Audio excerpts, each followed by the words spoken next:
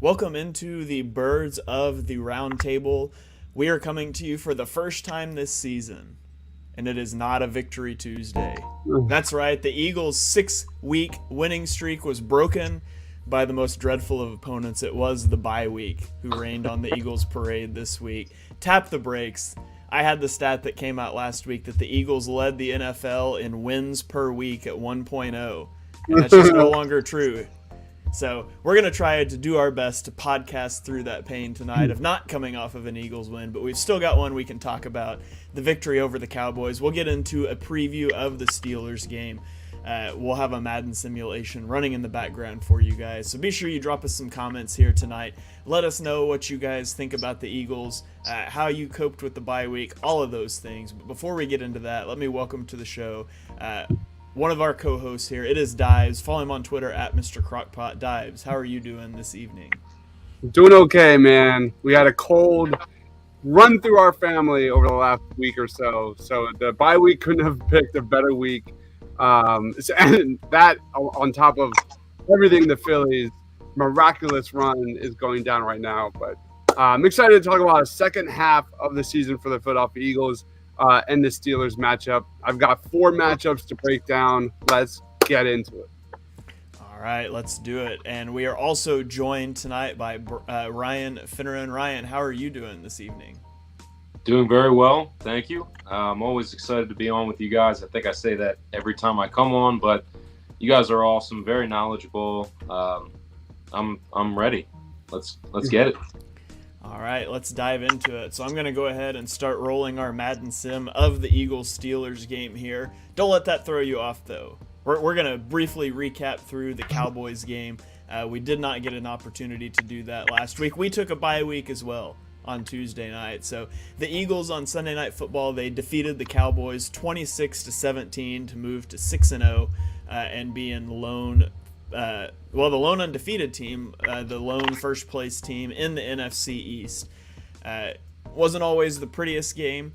It certainly started to look shaky in the third quarter, but then, as the Eagles tend to do, they went on one of their 8-minute kill the clock. The game gets dire.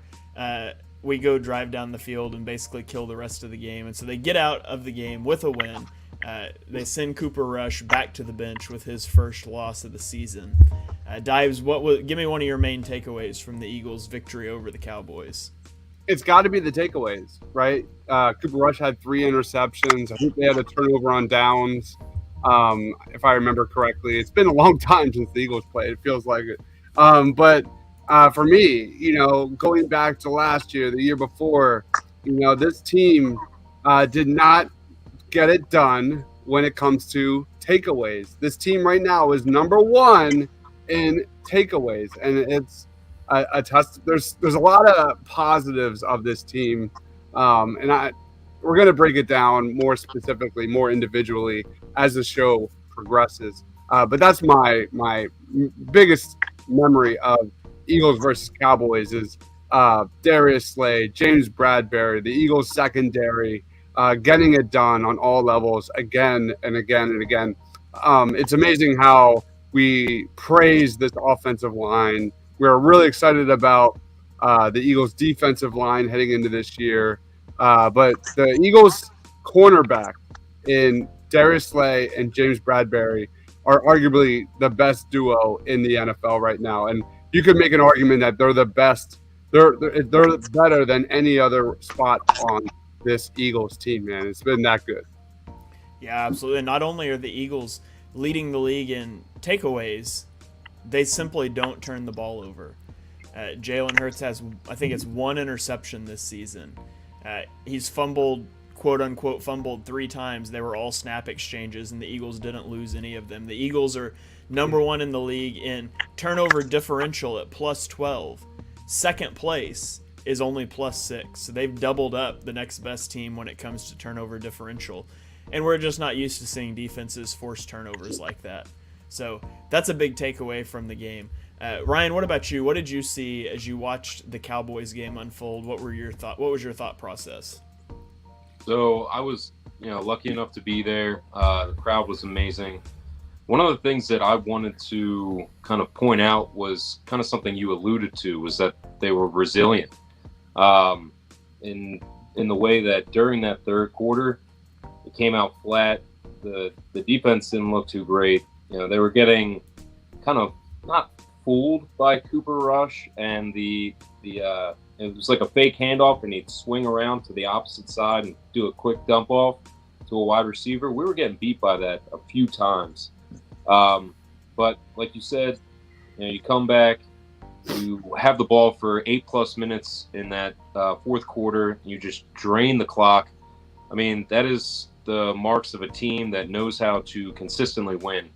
And they're showing that they can do that at any level against any team. There would be a lot of people that would say that they haven't really played anybody yet besides maybe Dallas and Minnesota possibly, but I think that this team is very resilient. They showed that in the in the first half of the Jacksonville game as well, when they went down quick 14-0, came back and went into half. I believe it was 20-14 Eagles. So just these things. And one thing that actually shocked me, I don't know if it shocked you guys as much, but and it's not a big thing, but I want to see Jalen Hurts keep getting these rushing touchdowns.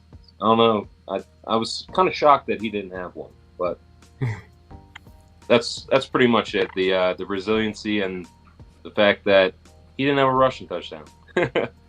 Yeah, the Mark likes to say that Jalen Hurts' anytime touchdown score is basically free money when it comes to gambling, and that one didn't cash last week, or I guess 2 weeks ago against the Cowboys. But I think you'll take that one time out of out of this whole season, I guess.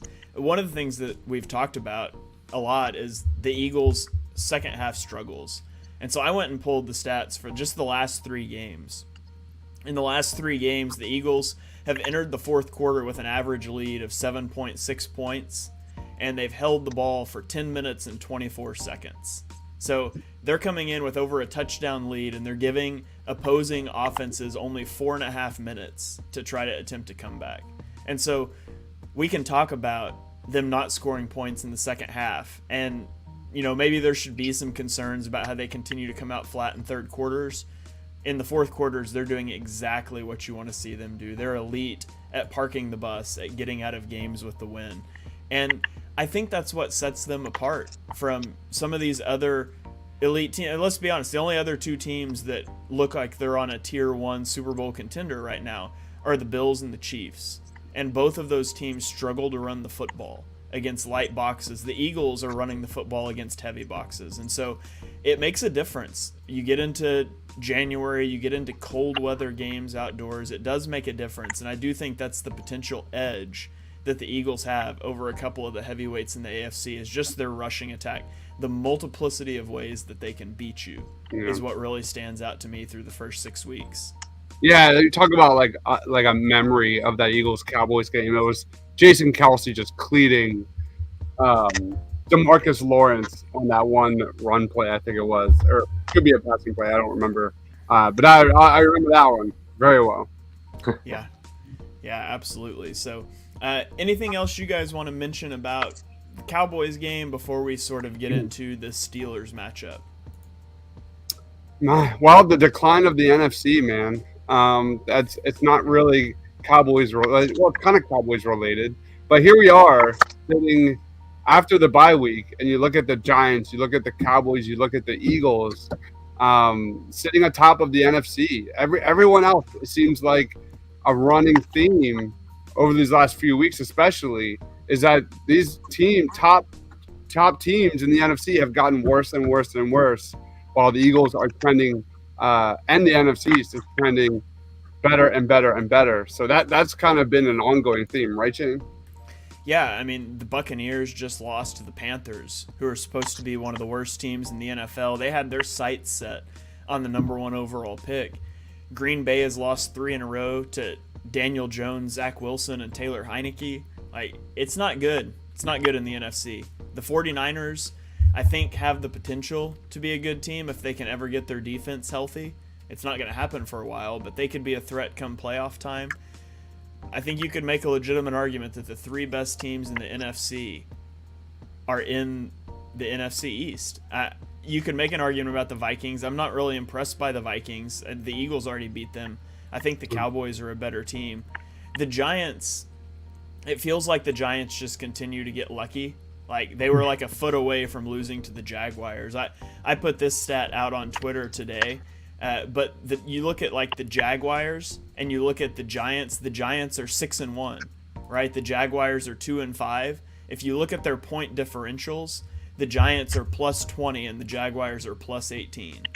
And so the Giants are literally just winning every one of these games by razor thin margins, and that's probably not sustainable, but maybe it is. I mean, I think they're here to stay. I think they're going to get in the playoffs this year.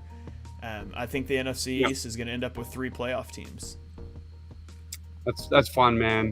We need an Eagles versus Cowboys postseason game. That would just blow the roof off, or no, the lack of roof off Lincoln Financial Field if that were to happen. Yeah, that would be crazy. I will say I don't want to meet their defense in the first round of the playoffs, though. I'm just saying. If Lane Johnson does go down in that game, like this is a different narrative right now. Yeah. So we've got a comment coming in here. It says can only win running. Is that talking about the Eagles? Because that's ridiculous and not even close to true. The Eagles have the number 5 DVOA passing attack. Like Jalen Hurts leads a lot of statistical categories for passing. Don't confuse their ability to run, which other teams lack, with only able to win because they run. That's just not accurate at all. It feels like the whole we're not getting passing touchdowns, so Jalen Hurts isn't good sort of thing. That doesn't make any sense. Yeah, I think like another takeaway is like we already talked about the rushing offense. It's so good, but like how much better has Jalen Hurts improved last year to this year? I mean, obviously there's a lot of football left. Anything can happen in the NFL, but like I think the answer is an overwhelmingly yes. I had Jalen Hurts rated in like the mid-teens area heading into this season. Dude, like his jump is massive. Like I don't even think we're talking top 10 anymore. If this continues, Shane, could we be talking about top 5 quarterback in the NFL? That is insane. That is insane to say. That speaks to the success of Jalen Hurts and, like you said, Shane, especially limiting turnovers, which is a huge part of his game that I've been so impressed with. There are some question marks that I have that we'll talk about, but like it's just a resounding successful season so far for Jalen Hurts. Yeah, I mean, the Eagles offense has the 3rd best drop back EPA in the NFL. So on passing plays, they're the 3rd best offense. They've got the 5th best running EPA. Only 3 quarterbacks in the league have a smaller turnover-worthy play rate. And the Eagles are undefeated. I mean, the offense is humming. There's chinks in the armor with the blitz in the 3rd quarter and all those sorts of things that we'll talk about and we'll break down. But they're playing really well. And if you think about it, like, contract aside, age aside even, what quarterbacks would you take right now over Jalen Hurts? You would take Mahomes, Allen. You would take Lamar, probably. You would take Justin Herbert. I don't know who else you would take over Jalen Hurts right now. If you're talking long-term, maybe Trevor Lawrence, but certainly not for right now. Like, I think you could make an argument that he's pushing into that top 5 quarterback category with how he's playing right now, and he doesn't do it the same way that some of these other quarterbacks do, but there's no denying it works. And so I've been really impressed with them. I won't turn this into a whole what are you going to do with Jalen Hurts thing, because I would still be hesitant to sign him to one of those like 6-7 year contracts with big money, because I do wonder about the sustainability with the hits that he takes and the way that other quarterbacks, other teams that have run this style of offense like the Ravens have transitioned away from it. Will the Eagles be able to sustain it over the long term, and will Hurts stay healthy over the long term? I don't know there, but that's a question for another day probably as we get into the offseason when he becomes eligible for that extension. Yeah, we're getting some comments here by a Cowboys fan that I could not disagree more with right now. Should we go over them real quick? Yeah.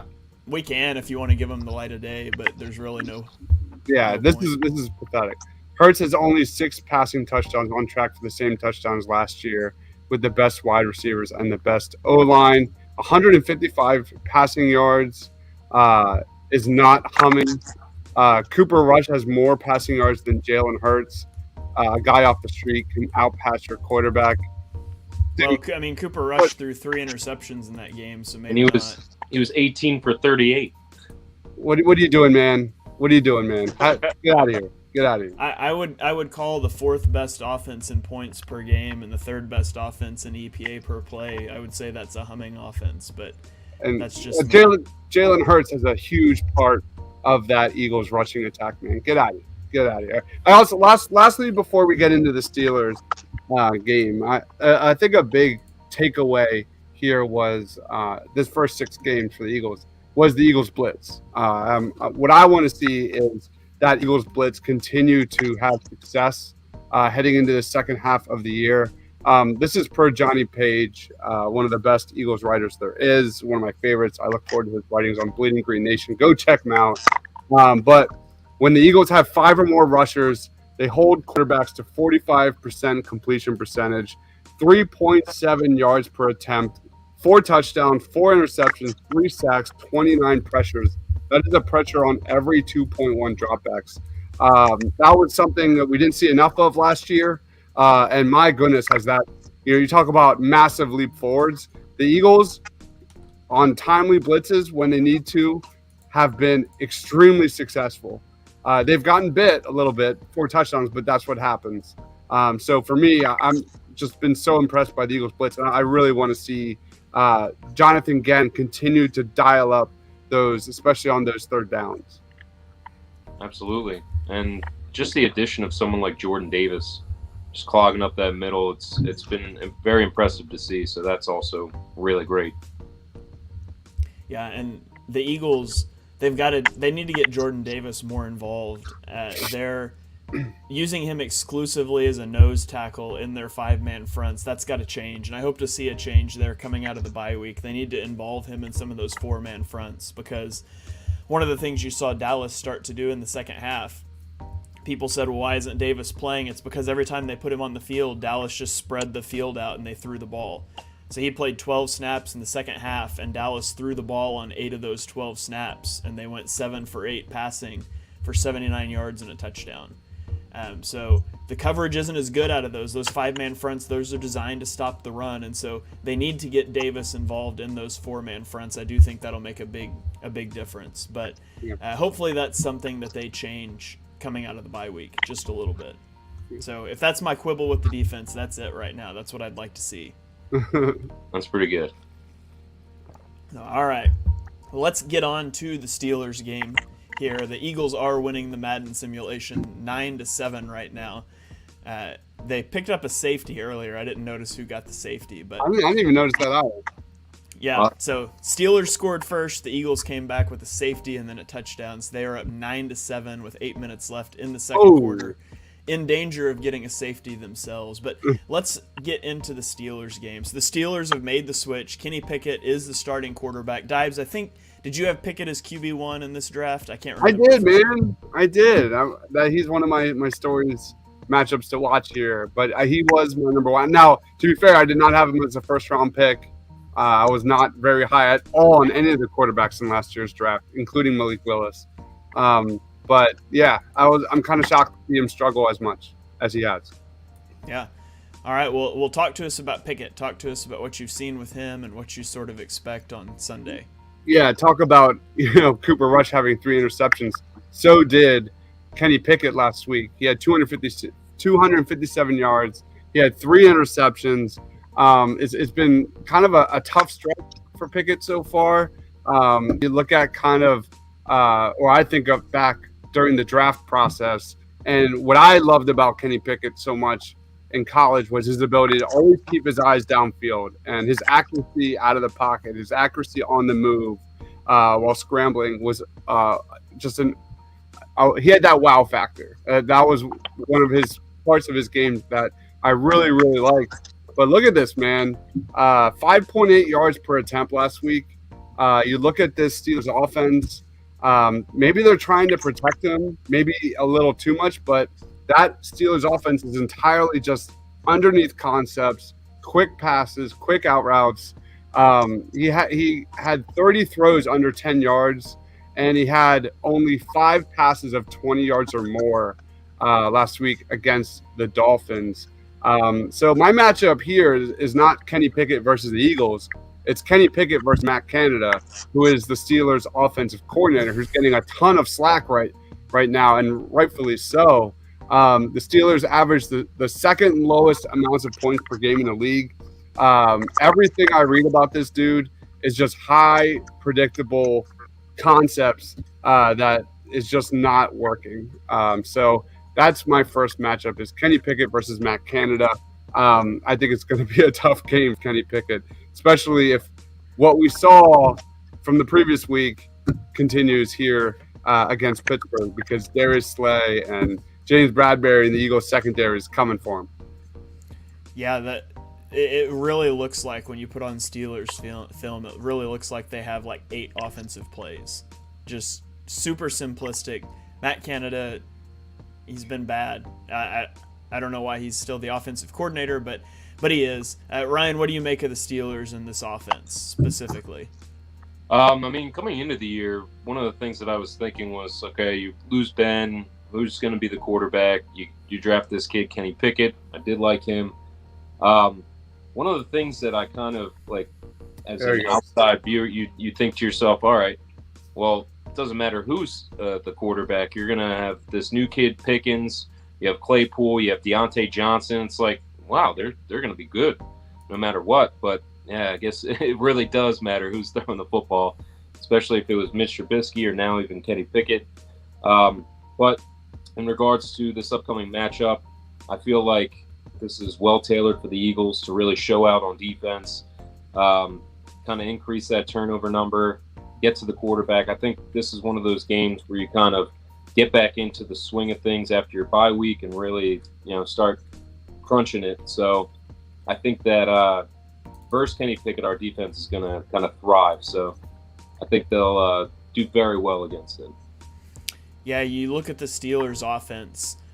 They are ranked 21st in passing DVOA. They're 30th in rushing DVOA. They average 3.7 yards per carry, which is 28th in the league. And so I think it's a good matchup for the Eagles in that if there's a weakness in the defense, it is their run defense. And the Steelers have just struggled, honestly, for years, but they've especially struggled this year to establish any sort of a running game. So it is going to be on Pickett. He's had 3 starts, and one of them he threw 44 passes, and one of them he threw 52. Like they are airing the ball out with Kenny Pickett.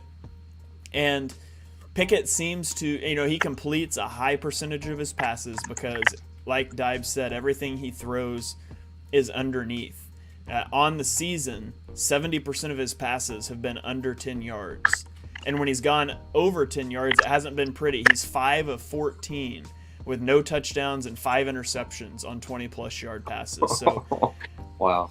He's not a guy that can push the ball downfield on you, so you can play aggressive underneath. You don't have to respect the running game. It stacks up as a good matchup for the Eagles. Now, I will say that similar to what I said with Cooper Rush, I don't think you blitz Kenny Pickett. His QB rating goes from a 52 to a 116 when he's blitzed. And again, it's the same thing as Rush. Not so much the time to throw, but everything is going to be underneath. It's going to be out quick. So I think, and you saw that with Miami, to be honest. Miami was playing press man coverage. They were playing aggressively, and Pickett drove down the field on them. And then they started to bail out into softer zone coverages. And Pickett was happy to take checkdowns to the detriment of the offense. Like there was one sequence that I think it was 2nd and 4. And he took 2 quick checkdowns to the running back, and they had to punt, throwing the ball twice, 2 completed passes, didn't pick up 2nd and 4. And so he will take those checkdowns to the detriment of the offense. I think it would be wise to just play that soft coverage, give him some looks that rotate after the snap.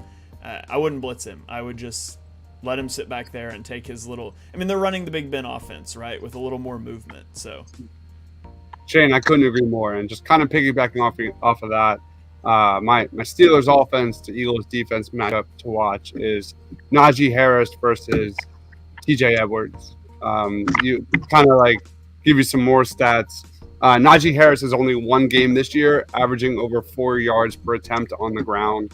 The Steelers are fourth worst in rushing first down, seventh worst in rushing yards per attempt. The Steelers, ready for this, Shane? The Steelers do not have a single rushing attempt over 20 yards this season.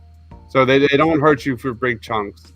They're sixth worst in rushing yards per game, as I said. And kind of just to give you a comparison, the Eagles, 20 yards or more, have 4. That is 3 by Miles Sanders and 1 by Jalen Hurts. And TJ Edwards, it hasn't been perfect, but when he's clicking on all cylinders, he is absolutely terrific. He has 55 total tackles, 2 quarterback sacks, 3 passes defense in the 6 games, 3 games of double-digit tackles. I just see the Eagles and TJ Edwards feasting in this one. I really do, and holding them to like third and long situations because of the Steelers' inability to get any kind of rushing positive yards on the ground on those first downs. All right, Ryan, any other thoughts on the Steelers offense here? Well, that's actually one of the things I was going to ask you guys was if you're worried at all about Najee Harris, and maybe this could be like one of his breakout games or something along those lines. I don't see it being a breakout game just because our defense has been pretty good, but I was just curious what you guys think. I feel like you guys have all the stats, so I want to take it in, be a sponge. I don't have any concerns. I'm not a big run defense concern guy for the Eagles. I think, have the Eagles gotten gashed by yards by running backs? Yes. I think it's more of a Jonathan Gannon concern that I have at times rather than a Najee Harris concern, because if Gannon continues to take his foot off the pedal and play 10 yards off, or not continue that trend of playing Jordan Davis more and all that stuff, I think it's on the Eagles side to have a successful second half of the year. And I don't think I have any reason to be concerned about Najee Harris, not in this matchup. Yeah, I'm not concerned about the Steelers' rushing attack. I'm sure they will have a better running game than they typically do. And the Eagles' run defense isn't great, but part of that's by design too. They almost exclusively play in nickel personnel. Exactly. They're playing light boxes. They're inviting the run. They would, for the most part, they would rather you run the ball than pass the ball. And that you see that league wide too, just maybe not to the degree that the Eagles do it. So I'm not concerned there. I'm more concerned, honestly, about Kenny Pickett's rushing ability. He's pretty mobile. He does a good job of getting out of the pocket, and he's not the type of quarterback that will hang in the pocket necessarily very often. And so there will be a lot of instances where he's going to look to go make plays with his legs. And that's something that's plagued the Eagles in the past. Now, when they played the Cardinals earlier this year, and Kyler's obviously a much better runner, Kyler didn't really get them. So I'll be interested to see how Gannon approaches that, because against the Cardinals, it looked like their primary concern was making Kyler stay in the pocket. I'm interested to see if they take that same approach with Kenny Pickett. I'm also excited about George Pickens. Have we talked about George Pickens? Because if you guys have followed us throughout the NFL draft, you know that guy, because we mocked him to our teams about 1,000 times during the draft process. We were big George Pickens people, so I'm excited to see what that dude is all about. He's got 7 plays of 20 yards or more this year. He's by far the biggest big play threat on the Pittsburgh Steelers. It's just that he's going up against Darius Slay and James Bradbury, as we said earlier, who have been just ridiculous. Their stats, Slay and Bradbury, are ridiculous. Slay has a passer rating of only 14.6 against him. Bradbury 29. They've only allowed 224 receiving yards against those two total, and 0 touchdowns. Like, that is elite. So as much as I love George Pickens, it's not going to happen this week. George Pickens, by the way, was my number 22 rated prospect on my board in last draft. I was a big George Pickens in the first round guy, and I knew he wasn't going to go in the first round, but I loved that pickup for the Steelers, and he's really come on since Pickett came in as the starter. Clearly his favorite target. When he attacks downfield, it's just throwing the ball up to Pickens, who more often than not makes a play. Pickens is his favorite target. He lines up almost exclusively out wide. Like I said, runs a lot of vertical routes, very physical player. And then Pat Freiermuth, their tight end, is his number 2 target. He takes about a quarter of his snaps in the slot, and he lines up in line. So it's not dissimilar to how the Eagles utilize Dallas Goedert, how they will move him around. But he's going to hit Freiermuth underneath and those crossing routes a lot. He's going to throw a lot of vertical balls to George Pickens, and those are the 2 biggest things the Eagles are going to have to watch out for. So like you said, with TJ Edwards, big game for TJ Edwards on Najee Harris. Also a big game for TJ Edwards, Kazir White. There's a nice diving pass breakup by Darius Slay in our simulation. But big game for White and for Edwards covering Pat Freiermuth. Yep. Yeah, Freiermuth is going to get a lot of targets, so Eagles got to be ready for that one. All right. Anything else? Anything anybody wants to say about the Steelers' offense before we move on to the defense here? No, I'm good. Okay. Last thing I'll throw out here on the offense is this. Since week 4, which is when Kenny Pickett became the starter, the Steelers ranked 23rd in dropback EPA and 28th in rushing EPA. So they have seen a boost since Pickett became the starter. They're still a bottom-tier offense. This is a bottom-tier offense going up against a top-tier defense. This should be a game that you walk out feeling good about the Eagles' defense. So let's flip over to the defensive side of the ball for the Steelers, the offensive side of the ball for the Eagles. I about confused myself, but let's talk about some of the matchups there.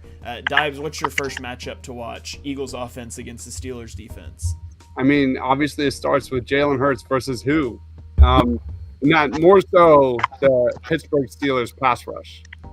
You look at this pass rush for the Steelers. They had 0 sacks against Miami last Sunday. They only had 1 quarterback hit. They did do a really good job against Miami on 3rd downs. They held them to 4-14. But this isn't like the Steelers defense of old that I'm used to watching. Like, this is a Steelers defense that has come up empty with getting to the quarterback. And the Steelers had the 4th worst pressure percentage at 13% in the NFL. It's worth noting the Steelers defense does do a really good job of getting takeaways. They've got 8 interceptions, including 3 from Minka Fitzpatrick. So there's definitely something there. The problem is they give the ball away a ton as well. So I think they have 12 giveaways. So they're not anywhere near the top, takeaway leaders here. But this is an area that I keep waiting for Jalen Hurts to test it on. And overall, the Eagles offense has seen a ton of light boxes this year, which shocks me, quite frankly. You look at Jalen Hurts against the blitz this year. He's only got a 52% completion percentage. He's got 0 touchdowns. He's got 1 interception. The Eagles have 8 sacks against pressures, and they've given up 33 pressures, which is the 2nd most when blitzed.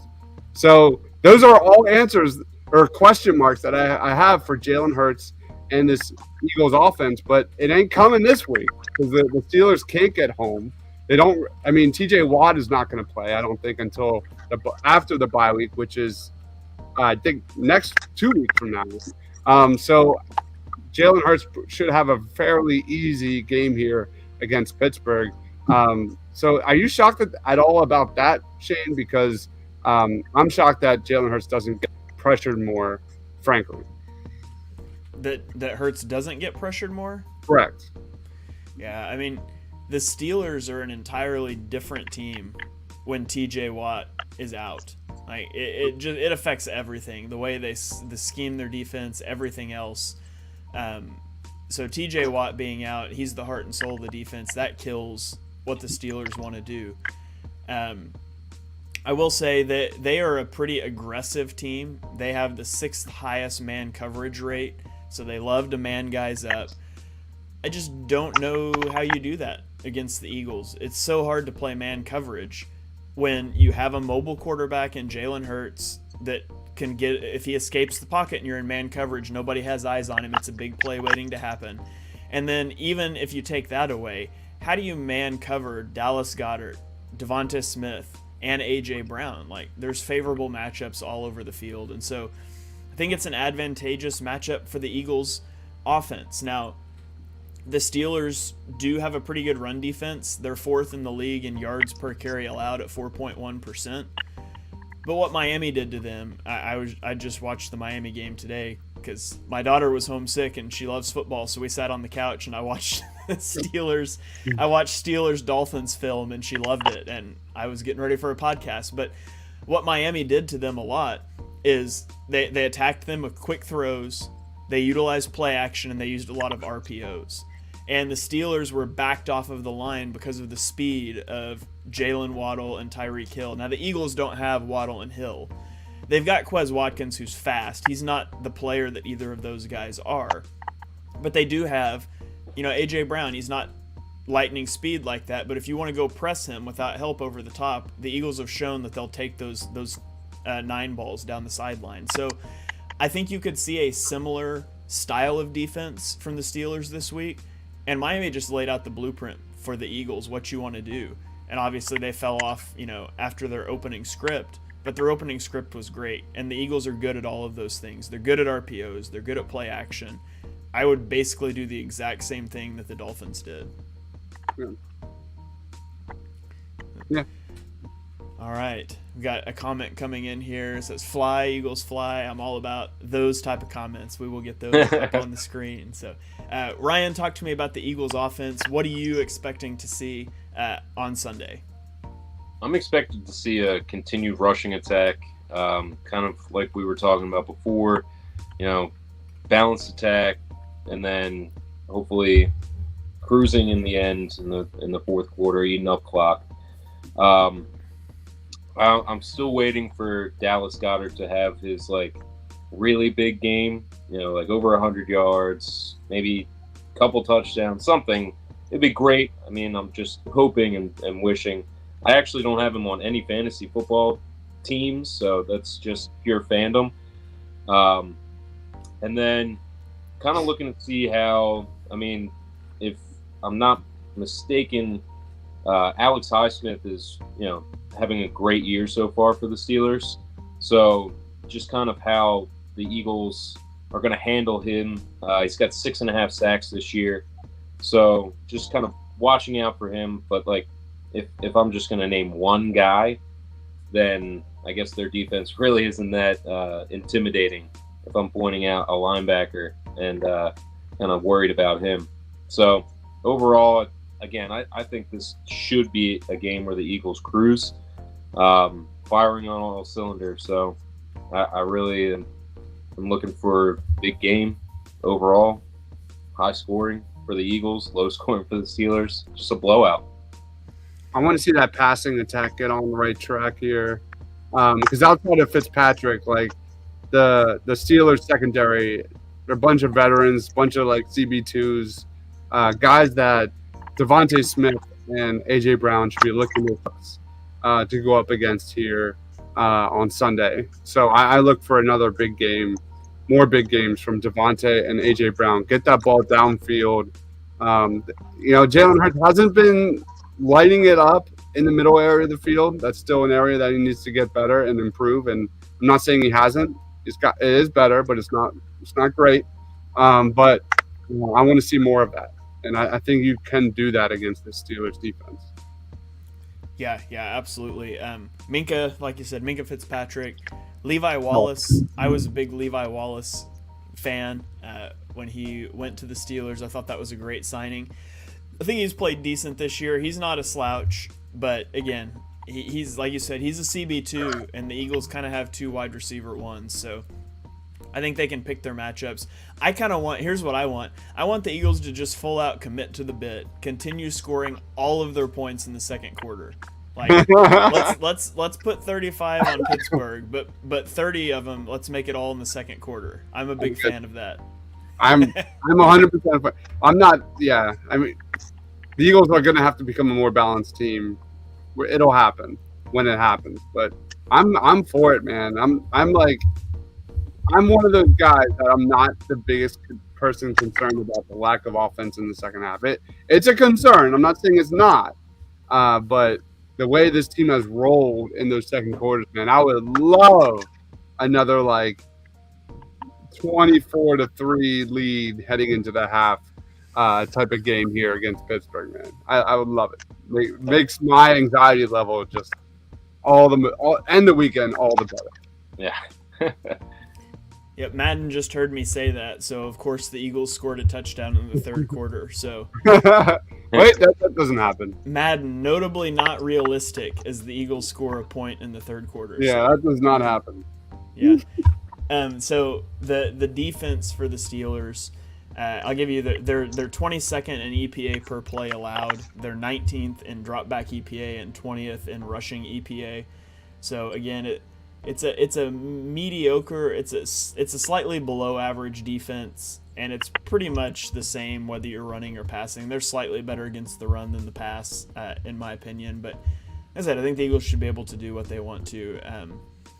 And then, the biggest thing for me with the Eagles is you want to put this game away early. It'd be fantastic if you could get some of your key guys out in the fourth quarter leading up to a Thursday night game. But the biggest thing is don't make this game one where you have to sweat it out at the end and get out of it injury free to head on to a Thursday night game against Houston. Yeah. Here's the craziest stat through the first 6 games. The Eagles are actually throwing the ball less this year than they did last year. Do you have any reaction to that, Shane? Yeah, that seems about right. They were so pass heavy at the start of last year. That's true. That first few games they were, yeah. And when you factor in, especially like the Jags game that was really run heavy because of the rain, yeah, I could see that. That kind of jives for me. Okay. Yeah, I like it.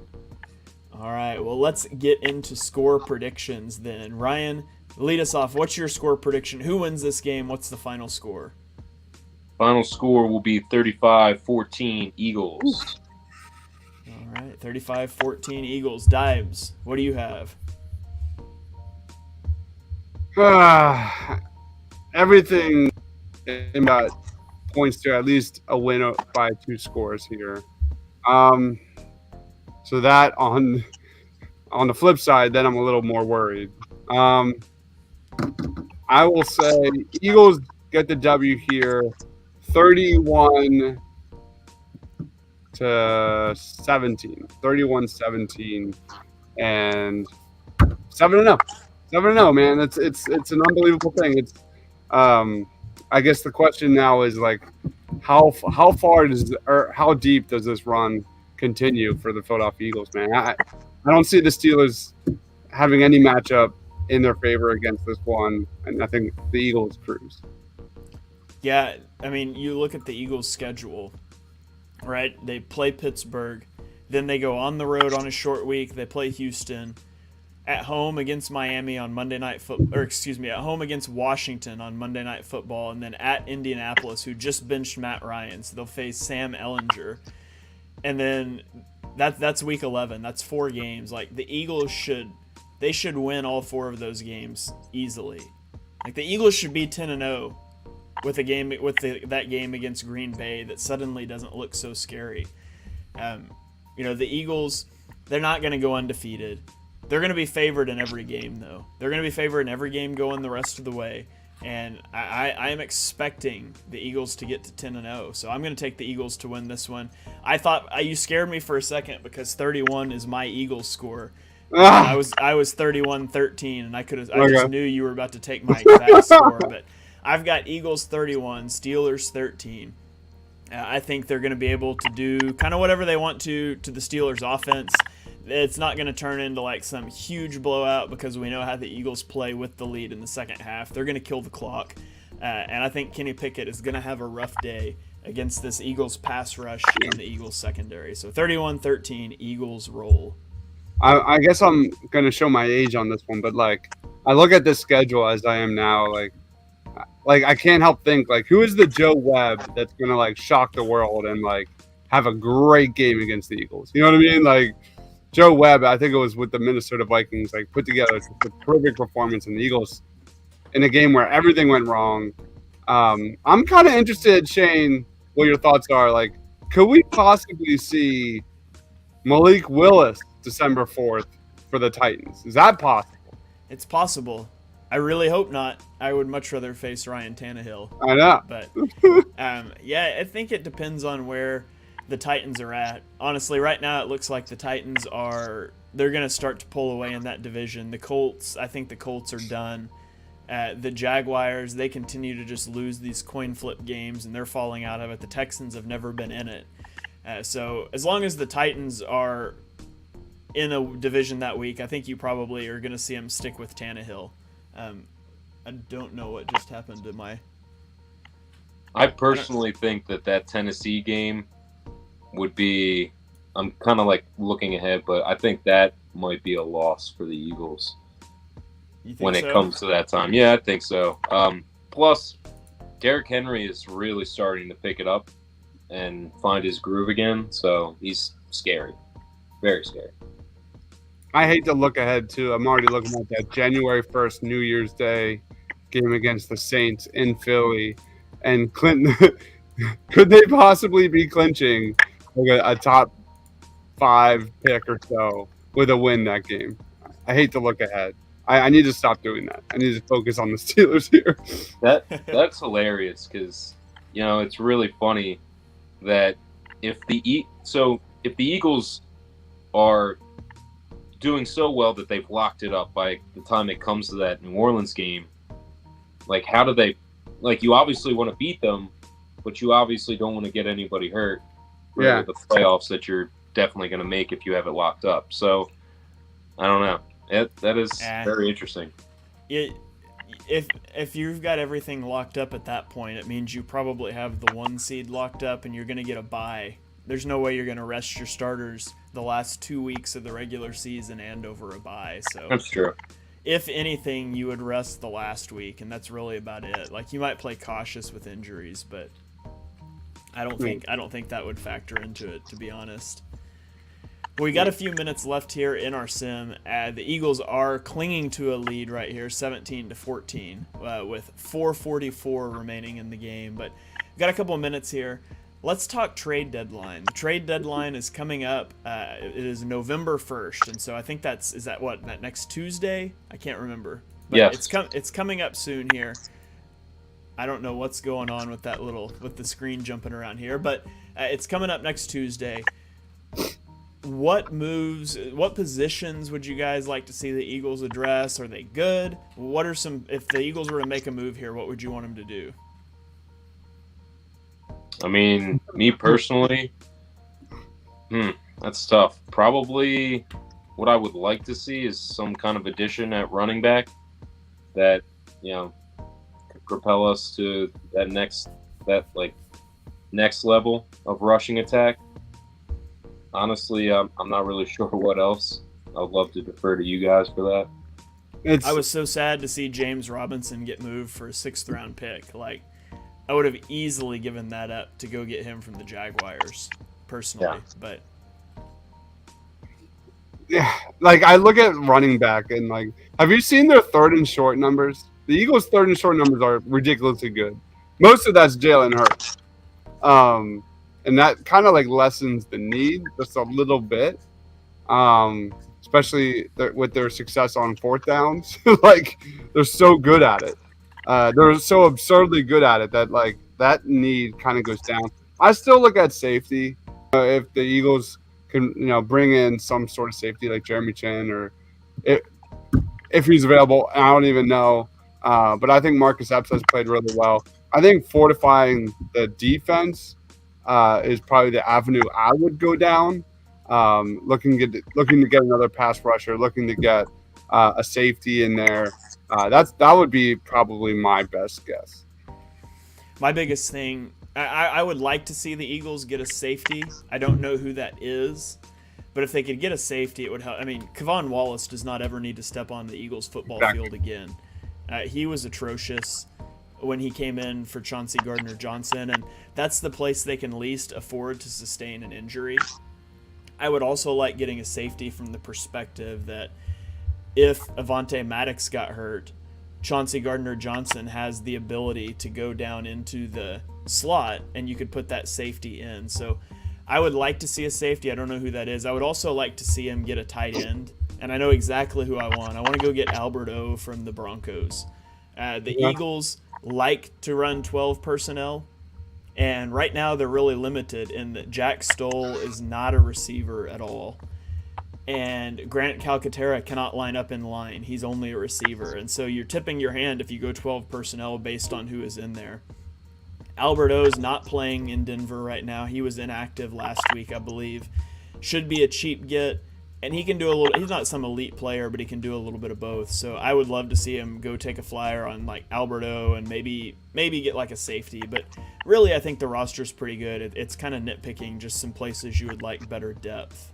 Yeah, I agree. I'm not terribly concerned about running back. I mean, if Miles Sanders went down, that would be unfortunate. But the Eagles have such a good offensive line, and Jalen Hurts' legs are such a big part of their rushing attack. It does feel a little bit like one of those anybody could run in this offense. Not to mitigate what Miles Sanders has done this year, but he's got the easiest job in the NFL. And like his rushing yards over expectation aren't anything crazy. To be honest, he's been average this year. He just looked really good because of the scheme and the line. So, but if I was going to get a running back, I would love to see him go get a running back that can pass protect. They just don't have that. And I think it's a huge part of their woes against the blitz. So if they had, and that's one of the reasons I like James Robinson. He can step up and he can hit a guy in pass protection. So that's what I would like to see if they went after a running back. And I'm gonna say it early, and I don't care, but I have really high. Look at Jalen Hurts just get demolished there. What are you doing, man? Just get down. But the running back class for the 2023 NFL Draft is extremely talented this year.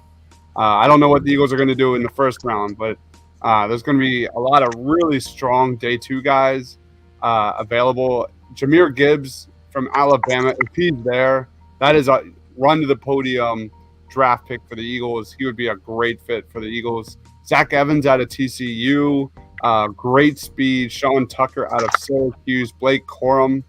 He's only 5'8", Blake Corum, but he's built. He's a strong dude. Michigan.